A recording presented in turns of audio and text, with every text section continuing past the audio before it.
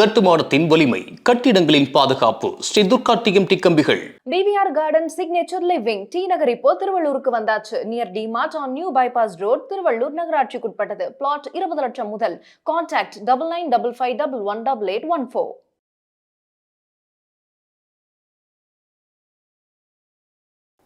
பக்தி கேட் நேயர்களுக்கு வணக்கம். இன்னைக்கு நம்ம 27 நட்சத்திரத்துக்கான சித்தரை பற்றி நம்ம பார்த்துட்ருக்கோம். நான் ஏன் சித்தர் கோயிலுக்கு போக சொல்கிறேன் அப்படின்னா, நம்ம முதுகில் சொல்ல முடியாத அளவுக்கு கர்மாக்களை சுமந்துட்டுருக்கோம். நல்லா இருந்துட்டு நம்ம ஏன் கோயிலுக்கு போகிறோம்? நம்ம ஜாலியாக டூருக்கு அங்கே இங்கே தானே போவோம்.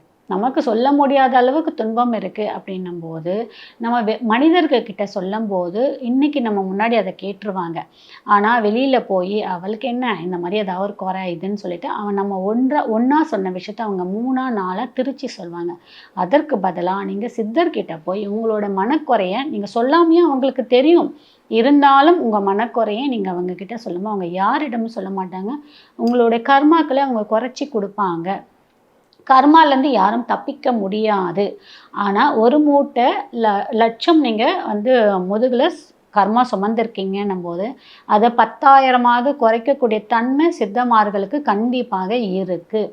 இல்லைன்னு யாரும் இதை சொல்லவும் முடியாது, மறுக்கவும் முடியாது. அதை பண்ணுங்கள். அதை பண்ணிவிட்டு அவருங்க முன்னாடி உட்காந்து நீங்கள் தியானம் பண்ணுங்கள். உங்களுடைய மனக்குறையை, உங்கள் மன வருத்தத்தை நீங்கள் கண்டிப்பாக சொல்லுங்கள்.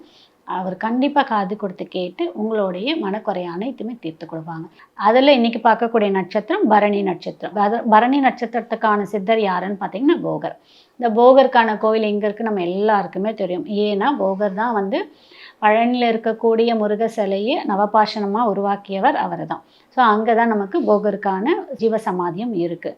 வாய்ப்பு இருக்கவங்க அங்கேயும் பயன்படுத்திக்கலாம். அப்படி இல்லைன்றவங்க இங்கே சென்னையில் இருக்கக்கூடிய கந்தசாமி கோவிலும் போகர் இருக்கார். அப்படி இல்லைன்னா நீங்கள் போகருடைய படத்தை வச்சு அவருக்கான மூல மந்திரத்தையும் நான் உங்களுக்கு டிஸ்கிரிப்ஷனில் கொடுக்க சொல்கிறேன். மூல மந்திரத்தை சொல்லி போகருக்கான மலர் முல்லை மலரை நீங்கள் சாத்தி நீங்கள் கூகுளில் அடிச்சிங்கன்னா போகர் ஃபோட்டோ வரும். அதை பிரிண்ட் அவுட் எடுத்து அவருக்கான முல்லை மலரை சாத்தி வச்சுட்டு நீங்கள் மூலமந்திரத்தை சொல்லி நீங்கள் பண்ணலாம். இல்லை என்னால் மூலமந்திரம்லாம் சொல்ல முடியலன்னா ஓம் போகர் போற்றி அப்படின்னு கூட நீங்கள் சொல்லிக்கலாம்.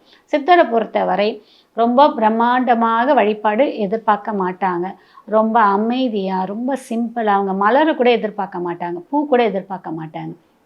நம்ம சிம்பிளாக அவங்களுடைய வழிபாடை எடுத்துக்கிட்டு நமக்கு ஒரு கவசமாக அவங்கள நம்ம ப்ரொடெக்ட் பண்ணிக்கும் போது இந்த பரணி நட்சத்திரத்துக்கான இருக்கக்கூடிய கர்ம வினைகளும் அவர்களுடைய அந்த நட்சத்திரத்துக்கான பிறவி ஊழ்விலை கர்மா இருக்கும் பார்த்தீங்களா, அது நிவர்த்தி ஆகுவதற்கு இந்த போகரோடைய சித்தரோடைய நமக்கு அருள் கண்டிப்பாக இருக்கும். பரணி நட்சத்திரக்காரங்க அவரை வழிபாடு எடுத்துக்கும் போது அவங்களுக்கு கூடுதலாக ஒரு பலனாகவும் அமையும். இந்த போகர் சித்த மருத்துவத்திற்கே பெயர் போனவர் தான் இந்த போகர் சித்தர். இந்த போகர் சித்தரை நம்ம வணங்கும் போது நோய் சார்ந்த பிரச்சனை எல்லாமே போகும். இந்த செவ்வாய் வீட்டில் இருக்கக்கூடிய அஸ்வினி, பரணி, கார்த்திகை இந்த 3 நட்சத்திரத்துக்குமே வரக்கூடிய சித்தர்கள் மூவருமே பார்த்தீங்கன்னா நமக்கு நோய் தீர்க்கக்கூடிய சித்தராக தான் இருப்பார்கள். அவர்கள் இந்த கர்ம வினையை போக்கக்கூடிய தன்மையாகவும் தான் இருக்கும். அதனால் இந்த போகர் சித்த மருத்துவத்தில் ரொம்பவே பேர் போனவராகவும் இருப்பார்கள். யாரெல்லாம் மருத்துவ படிப்பு படிக்கணுன்றவங்களும் இந்த சித்தரை வணங்கும் போது நமக்கு அதுக்கான பலன் இருக்கும். இப்போ பரணி நட்சத்திரம் வரக்கூடிய நாளில் தான் நம்ம வணங்கணுன்றது கிடையாது. நீங்கள் பௌர்ணமி நாட்கள்லையுமே இந்த சித்தரை வழிபாடு எடுத்துக்கலாம். அமாவாசை தினங்கள் அன்றுமே நம்ம சித்தர் வழிபாடு எடுத்துக்கலாம். பௌர்ணமி தினன்று நம்ம எடுக்கும்போது ஏன்னா முழு வெளிச்சம் இருக்குது பார்த்தீங்களா, நம்ம வாழ்க்கையிலையும் நல்ல பிரகாசமான வெளிச்சம் கிடைக்கும். 3ஆவதாக வரக்கூடிய கார்த்திகை நட்சத்திரத்துக்கான சித்தரை பற்றி பார்க்க போகிறோம்.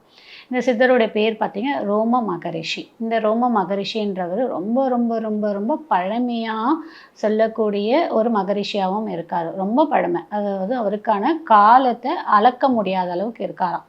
ஸோ அவ்வளோ பழமையான மகரிஷியாக இருக்கார். இந்த கார்த்திகை நட்சத்திரத்துக்கு பிறந்தவங்க எல்லாருமே இந்த சித்தரை வணங்கும் போது அவங்களுக்கு ஏற்படக்கூடிய சொல்ல முடியாத அளவுக்கு ஒரு நல்ல விஷயங்கள் நிறைய நடக்கும். அவங்களுடைய கர்ம வினை போவதாக சொல்லப்படுது.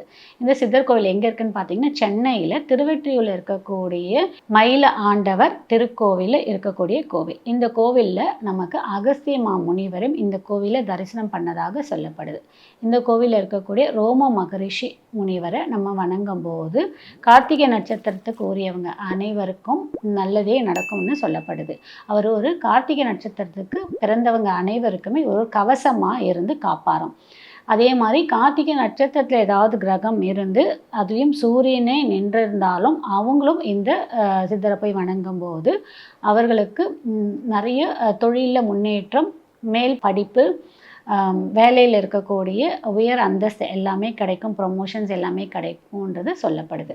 வாய்ப்பு இருக்கவங்க பயன்படுத்திக்கங்க. நான் வேற ஒரு பதிவில் சந்திக்கிறேன். நன்றி, வணக்கம். இந்த வீடியோ உங்களுக்கு பிடிச்சிருந்தா லைக் பண்ணுங்க, ஷேர் பண்ணுங்க, கமெண்ட் பண்ணுங்க. மறக்காம பெல் பட்டனை கிளிக் பண்ணிட்டு பக்தி கஃபே தமிழ் சேனலை சப்ஸ்கிரைப் பண்ணிடுங்க.